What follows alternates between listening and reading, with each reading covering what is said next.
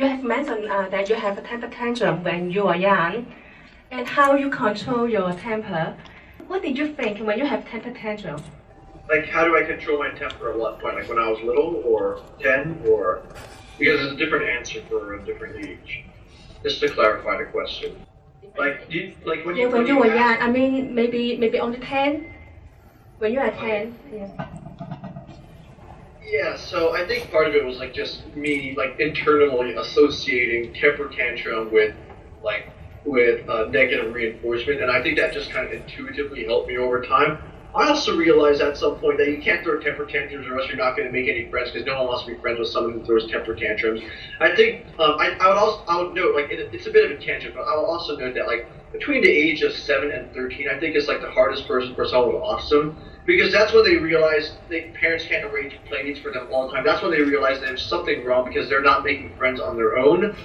And I think it was at that point where I started improving my behavior the most, like through the least, like started like not throwing temper tantrums, because I was realizing not only do I get like negative reinforcement from therapists, like, but the more I behave badly, like the less friends I'm going to have, like the more trouble I'm going to get into at school. So I think that was a factor as well. But do you have any method to express your anger or you're unhappy when you encounter something? How you control? How you help yourself to overcome such circumstance? When I was 10 years old? Yeah. Okay. I think it came pretty naturally, actually. In terms of methods, a lot of people from like people I talk to, they tend to say that the best method for like people with temper issues to handle it is when they have some time alone, just like vent it all out, like talk to yourself a little bit when no one's listening. Like, I watch tennis sometimes, and sometimes tennis players can get really frustrated, like even star tennis players, like when they're 29, 30 years old. And you always see them after they lose a point, like kind of talking to themselves, yelling at themselves to vent out their anger, like refocus on what's actually at hand. So I think as long as like no one's watching you or anything, that might be like a helpful thing to do. Also, just counting in your head like 1, 2, 3, 4, 5, 6, 7, 8, 9, 10, and like calming down in that process. I think that I hear like it works with a lot of people. Obviously, when you do these things though, like don't make it obvious that you're trying to use methods to control themselves. Otherwise, people might like ridicule you if you're like a child trying to do that kind of thing. So if you're a parent like trying to seek advice on how to help your kid like not throw temper tantrums, that's like the advice I'd give. Like teach them the methods, but teach them not to make it obvious that they're going through the methods and trying to control themselves like that. Like be subtle, like tell them to be subtle about it. So you mentioned that you were very disruptive during class. So I imagine you probably maybe not have been the best student when you were younger. What changed, I guess, when you got to high school so that you could be successful enough to get into the University of Chicago? I wouldn't necessarily call myself a stellar student now. I still procrastinate like a lot of people do, but certainly there's been a lot of change. I think once again it's like the same it's the same mechanism for like why I overcame temper tantrums and other behavioral issues as well. It's just that as I was growing up and like noticing the societal response to whatever behavior I was exhibiting, I realized that I should probably adapt like what's been a behavior that would like elicit a more positive response. When I did pay attention in class, when I did do this and did do that, I would get a bad grade. And I think reality kind of dawned with me in middle school when people started talking about like going into college and things of that sort. So it was like a combination of like a natural process of like growing up and realizing that, oh damn, I have to go like college really soon, so I better change. As well as the fact that at this point I was able to observe other people and kind of gauge what the response to my behavior was. So you concentrate in class, teacher gives you an A or an A minus. If you don't, teacher gives you a B minus or C plus. So I think, so that kind of ties back to what I was saying earlier actually about the fact that my parents arranged and my therapist arranged playdates when I was very young. It's very important to do that kind of thing, I think, because it teaches you early how to go through like the basics of social interaction, how to like observe other people's body language, so that by the time I was actually maturing, like between the ages of 7 and 13, I didn't need to like catch up as much, and I was able to use observances to improve my behavior. So during the time, how do your parents react to your, say, academic performance, etc.? They definitely pushed me to get good grades, but they weren't necessarily too hard on me. Like, they understood I had autism, they understood I had problems, so they would encourage me to improve myself. They would say good job if I got a better grade, but once again, like, it's not like they applauded me for like not throwing a temper tantrum in class or something like that. They encouraged me. They played a big part in like forcing me back into the reality where like back then I'd only like study history, study stuff I liked, completely ignored math and science. I guess it helped that my dad was a finance major at an Ivy League, so he knew a lot about math. So he tutored me a lot of the time in math. Made me realize that even if I'm not going to do anything math related when I graduate from college or graduate from high school, it's a necessity if you want to go into college because you have to appear well-rounded on your resume and have like not a minimum GPA, but like a GPA that within the range of what a college is looking for. Also, like I got pretty competitive, I guess, with other students as well. By the time I was in middle school, I realized other people were getting better grades than me, and given that I was looking for social acceptance and all that sort of stuff, I thought getting good grades would be a way to get that as well. So they just give you the time so that you can adapt and realize yourself and then improve yourself, something like that, right? Can I say that? Your parents just they give you guidance, but they just leave it on your own pace so that you can realize that they improved on your own. Can I say that? I would say that they didn't necessarily like lead me to my own devices. They definitely did not force me into like a specific career path. Like they didn't say grow up, get A+, become a doctor. But they definitely pushed me hard in schoolwork, yes.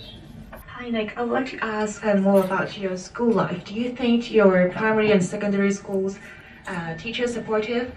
And from a student's perspective, what do you think educators or teachers can offer help in order to facilitate the growth of students with various learning differences?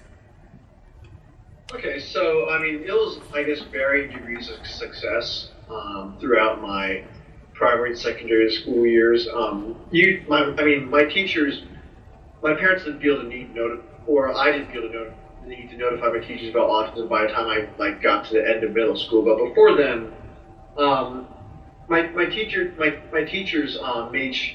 could get frustrated at times. I mean, it's not very usual that someone with high functioning autism would go to like a normal school like Hong Kong International, but I'm sure all my teachers tried their best. They had to go through a lot of extra effort, like they had to coordinate with learning specialists, make sure I was paying attention in class, and they also had to do it in such a way that wouldn't embarrass me in front of other people. Like, you can imagine it'd be pretty embarrassing if in front of everybody else in your class, learning specialist comes in and says, oh, it's like time for your special checkup to see if you're paying attention in class. So, like, they had to go through a lot of hard work, like, kind of subtly help me improve my skills without embarrassing me. Also, like, subtly help me make friends without necessarily trying to appear like they're forcing people to be friends with me. So I appreciate all the help that they demonstrated. In terms of my classmates, I mean, I would say that I like played with some people when I was in middle school, upper primary, but I wouldn't really consider them true friends, and I wouldn't necessarily like criticize them for that. At that age, you're like just naturally judgmental. Really, no matter who you are, you don't really understand what autism is. You don't really understand what it's like to go through autism. So I don't blame them at all. But I think as we were all growing up, it got a bit worse. Like around when I was 10 to 12 years old, when I actually had a desire to like have friends. Once people started like that's the age in which people like pick who they want to bully. A lot of times, like bullies do what they do because they have lacking self-esteem on their own. But generally, I was one of the people that people would bully. I think by the time I was in high school, there was just this combination of me maturing and other people also becoming more mature. That I was actually like form like genuine friendships that last to this day. So may I ask, what makes you want to study abroad? Oh, like in the U.S. I don't speak very good Cantonese. Like, I know how to curse in Cantonese, and that's about it. So I don't think I do well in a university in Hong Kong.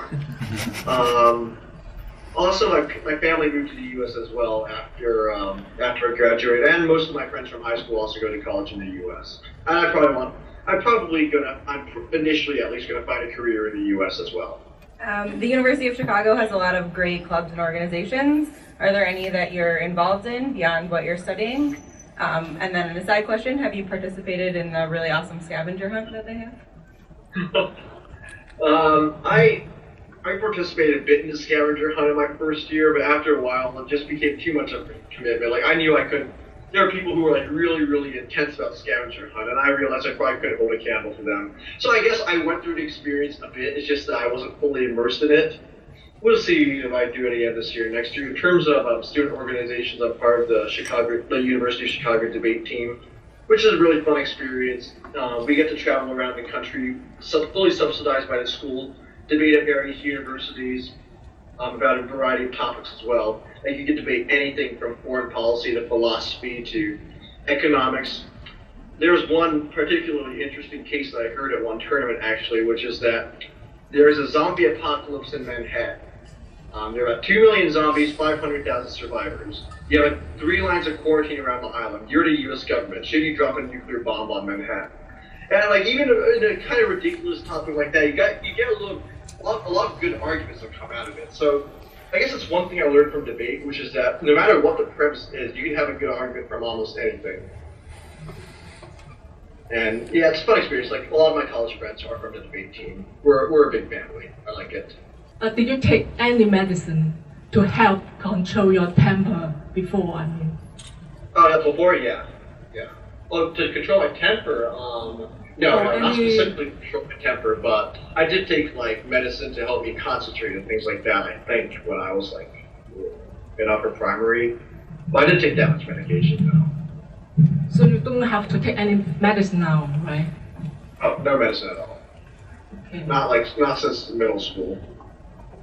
So may I ask how? Can I say you can control your temper now? Yeah. So how long you help yourself to overcome how to control your temper? I mean. I stopped throwing temper tantrums like outside in public by the time I was, I'd say, about 10 years old. I still like kind of had outbursts at home, like behind closed doors until maybe I was 14 years old. After that, not really. Maybe even until 15, 16 years old, but after that, not really. Like I'm an irritable person, I guess. I like complain about things, but like I don't yell at people or outside of debate rounds. I don't raise my voice, I suppose. You're supposed to raise your voice in debate sometimes. Hi, Nick. Just want to ask that your high school. Do you describe yourself in high school? For example, you already say like a normal. Almost completely like a normal kid, or still have some, related thing? The question is really say that from high school you go to University of Chicago, and that's what do you want to prepare, and are there any effect of, with your background of say autism syndrome at the early age, what do you need to do, or which helped you to go to University of Chicago? Like in terms of the application process, or like transitioning into college? Are there actual special things, the efforts you need to put so that you can be accepted by a good school? Okay.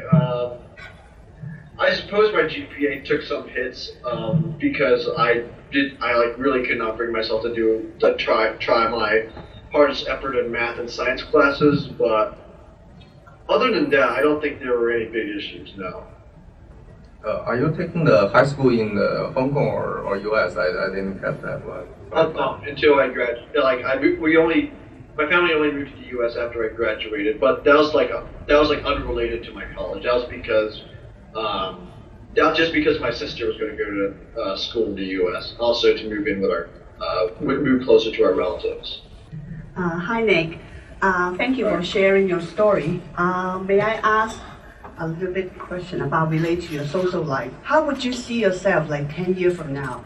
Would you expect yourself to be like normal people, like I mean, like similar than a norm, go for dating or getting married, or you are okay to be a single, or we just have a few friends and hang around. I just want to know more about how your social life is, or how would you see yourself 10 years from now? I think I have a pretty normal social life now. It was in a process of normalizing, I suppose, like in 9th and 10th grade. Like at that time, I had like a few people who I consider acquaintances, but I like still never really hung out until I was in junior year. Like I think junior and senior year was when like I actually had like a normal social circle of friends and everything. Same situation now. I think that 10 years from now, it'll just be like everyone else. A social circle of friends that you can spend time with on a normal basis. I hope to keep in touch with a lot of the friends I made in high school as well and in college. I'm trying to organize my question. It's quite a few things in my question. So, usually the autism children are quite black and white, either right or wrong. They're quite extreme. If they like something, they really go for it. If they didn't like it, they really repulse it. When you now come to in your condition now, you're very good, rationalize things. Seems like you have a lot of gray color in between, not just black and white. Do you still have those things that really particular at during this stage, or you actually grew up with it and now you can actually rationalize all the things that you don't have that kind of black and white anymore? I mean, I think at this point, it's highly necessary to be able to rationalize things beyond like a black and white dichotomy, especially if you're majoring in poli-sci and history, especially if you're going to be debating about like important policy topics. So I'd say that, I say that at this point, like I don't really necessarily see things as a black and white dichotomy. I would say, however, there's a caveat that in terms of personal habits, I do still have some strong likes and dislikes. I really love certain types of food. I hate other certain types of food, things like that. But I don't think I'm like picky to the point I was when I was 5 years old when I eat nothing that wasn't black or that wasn't white or yellow. Great, thanks. Hi, Nick. You were mentioning about like when you were majority of the things that you've realized were based on social situations, like you had to respond to the environment around you. Would you name or describe a specific situation or a pivotal moment in your life where you actually realized that there's something that you needed to do to actually respond to the environment around you?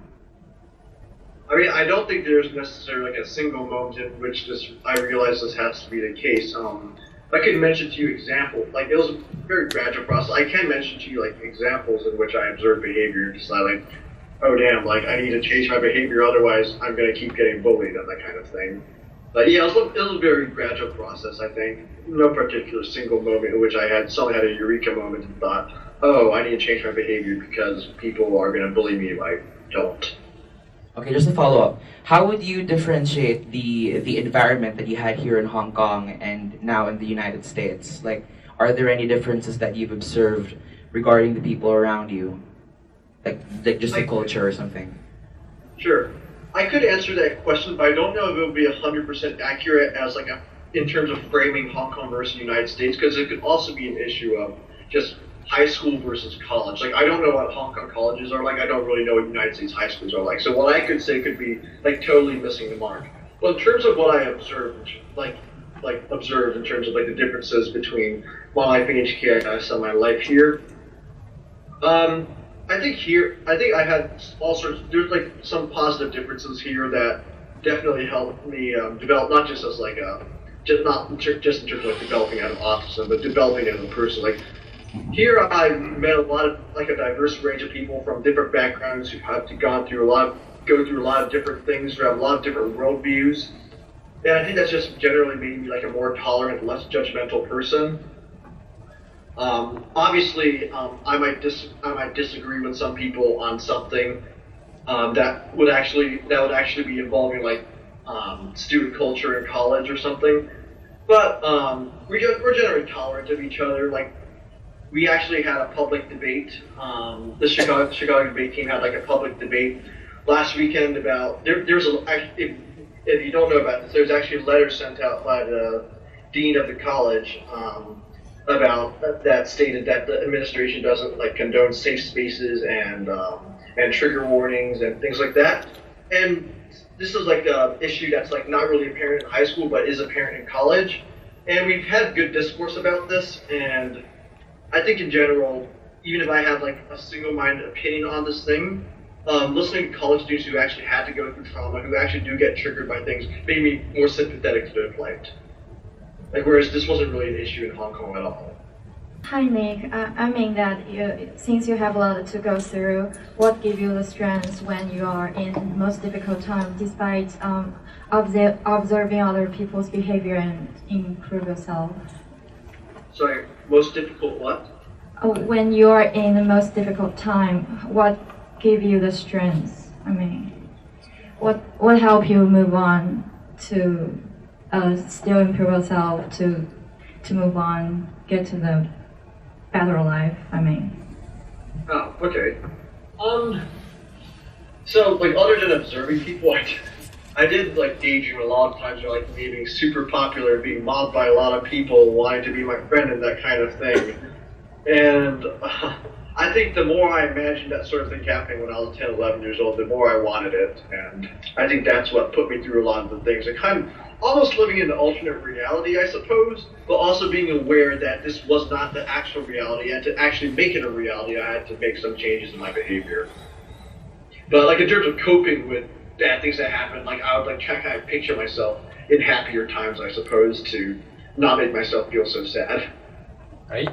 Once again, thank you all of you for coming, and also special thanks to Nick and Raymond for the very meaningful discussion to make us aware of the autism, and also we can also contribute to their recovery as time goes by. So maybe we can pick a big hand applause to Raymond. Thank you so much. And to show our appreciation, we also prepare a little souvenir to Raymond on site, and for Nick, we will send you to Chicago later on. Right? It's a travel adapter. So when you travel around the world to have debates, right, you can definitely find it useful. Right? Yeah. Thank you very much for all coming in for your questions. I really appreciate all of you like expressing your support for the cause of helping people recover from autism. Okay, thank you.